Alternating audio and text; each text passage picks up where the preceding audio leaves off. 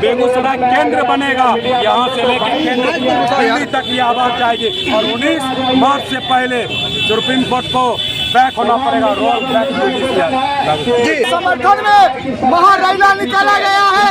यह पूरे देश को एक संदेश है और भारत के प्रधानमंत्री को भी यह संदेश है कि आपको यूजीसी बिल को अध्यादेश ला करके यूजीसी बिल को लागू करना पड़ेगा और उसमें कड़ा से कड़ा प्रावधान डालना पड़ेगा, क्योंकि इस यूनिवर्सिटी में कॉलेज में जिस प्रकार से भेदभाव होता है, हमारे बच्चे जो है मारे जा रहे हैं, हमारे बच्चे को नंबर काटा जा रहा है, हमारे बच्चे को फेल किया जा रहा है एलएफएस लगा करके।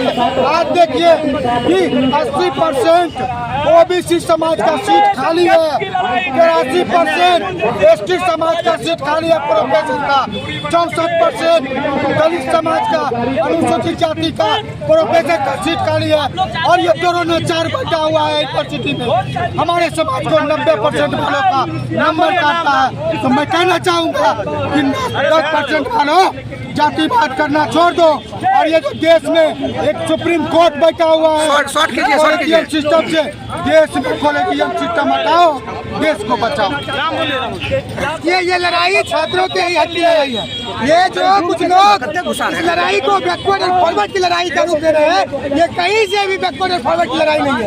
ये तमाम छात्रों की लड़ाई है, उन छात्रों की है जो विश्वविद्यालय के अंदर शोषित होते हैं, वो चाहे ST OBC वर्ग का हो, चाहे स्वर्ण कास्ट का हो, किसी भी कास्ट का हो, उन सब की लड़ाई है। और उसकी लड़ाई में आज हम लोग सर पर कफन बांध कर निकले हुए हैं। जब तक इस लड़ाई को हम लोग जीतेंगे नहीं, यूजीसी को दोबारा विश्वविद्यालय के अंदर और मजबूती के साथ जो अभी लागू हुआ है, जो अभी बना है, निर्देश में संशोधन करना पड़े तो कीजिए, लेकिन मजबूती के साथ जो 118% बढ़ा है, जो छात्रों के साथ मोबिलिटी की घटना, उनकी जातीय जो उनके ऊपर हो रहा है वो बंद हो और कारगर भी बने, ताकि 2012 की जो बन गई थी रिपोर्ट उसके मुताबिक न बन जाए और लागू ही विश्वविद्यालय के अंदर न हो।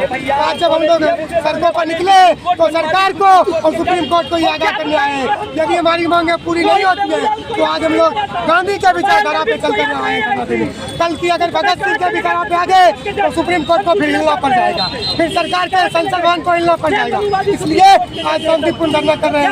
आप 19 तारीख को जो फैसला होगा निश्चित रूप से वो बहुजनों के पक्ष में होगा, छात्रों के पक्ष में होगा, वरना हम लोगों की बैठक चल रही है, आगे भारत बंद करने की तैयारी है। बसंत कुमार है उसको लागू करवा पाएगी? जी हाँ, लागू कर पाएगी। आज आप भीड़ देख रहे हैं, लाखों की संख्या में जो भीड़ है वो 19 तारीख को फैसला बदलने पर सुप्रीम कोर्ट को मजबूर कर देगा।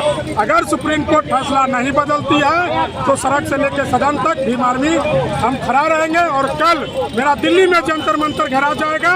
उनको सुप्रीम कोर्ट को अपना फैसला बदलना होगा, नहीं तो इससे भी बड़ा सदन से सदन तक आंदोलन होगा और लाखों की संख्या में आंदोलन होगा। संगम कुमार, भीम आर्मी जिला महासचिव। वहाँ से बताया जाता है आप इतना सवाल पे सिर्फ रोक लगाया है ना, ये सबको शिक्षा सबको काम वरना होगी नींद हराम। ये कान खोलकर सुप्रीम कोर्ट सोच ले, सुप्रीम कोर्ट जो ये कह देगा कि पूरे देश के अंदर अपना मानसिकता थोप देती है, नहीं बिल्कुल कतई बर्दाश्त। बिहार के लोग जैसे महाराष्ट्र जाते हैं तो हिंदी वालों को कहता है चुन चुन के मारो, अगर ऐसा ये लोग व्यक्त करेगा तो उस पर ये यूजीसी एक्ट लागू होगा, ना कि हम लोग मान लें किसी देश के लोग आपस में ही मर कट जाए। ये मान लें किसी पढ़ने की चीज़ है, समझने की चीज़ है और इसे मान लें किसी यूजीसी लागू होना चाहिए। और जिस तरह से सुप्रीम कोर्ट में कॉलेजियम सिस्टम है, वहाँ सारे मनोवादी लोग जज बैठे हुए हैं और इसको मान लें किसी स्टे कर दिया है। और यही चीज़ जब EWS लागू हुआ था तो तुरंत 10 दिन में पारित हो गया कि EWS आरक्षण मिलना चाहिए, उसमें सभी जज ने मान लें पारित कर दिया था। लेकिन जैसे ही यूजीसी लागू हुआ उसने सुप्रीम कोर्ट में रोक लगा दिया है और हम लोग चाह रहे हैं कि यूजीसी लागू हो और देश के हित के लिए बिहार के लोग कहीं भी जाए ना तो बिहारी का कम मानित हो और ना ही मान ले कि हिंदी वाले को सम्मान सहना पड़े, उसके लिए यूजीसी एक्ट है। क्या लगता है कि बहुजन अब जाग गए? बहुजन तो इस तरह जाग गया कि यूजीसी एक्ट लागू कर ही छोड़ेगा। और ये बेगूसराय से आगाज हो चुका है, आंदोलन का आगाज हो चुका है और ये मान लें कि देश को बंद करना पड़ेगा, देश बंद करेंगे, यूजीसी लेके छोड़ेंगे। आप क्या कहना चाहिएगा इस कानून को लेकर? इसी का कानून लागू करना महा जरूरी है। हम लोग के साथ जो बहुजन के साथ जितना जो भेदभाव किया जाता है, कॉलेज हो, स्कूल हो, हाई स्कूल हो, मिडिल स्कूल, हर जगह जाति नाम से, सूचक नाम से पुकारा जाता है। कोयरी है, यादव है, गुआर है, मुर्गी है, हलखोर है और अनेक जाति नाम से पुकारा जाता है, जो कि वो शब्द भाषा है। उसके खिलाफ में ईडीसी लागू होना जरूरी है। किसी को जाति का अपमान करना कानूनी अपराध है, ये लेकर के ईडीसी लागू होना जरूरी है। ये हम ही लोग के लिए नहीं, ये ईडीसी सभी लोग के लिए लागू होना जरूरी है। ये कुछ लोग मनुवादी लोग हैं, यानी इलेक्शन के टाइम में हम हिंदू बन जाते हैं और चंदा लेने के टाइम हिंदू बन जाते हैं और वोट लेने के वक्त हमें हिंदू बन जाते हैं। और जब ये सामान आता है, ईडीसी का मामला आता है, तो ये जो है ये मनुवादी अपना रूप दिखा देते हैं। अब नहीं चलेगा मनुवादियों का ये रूप।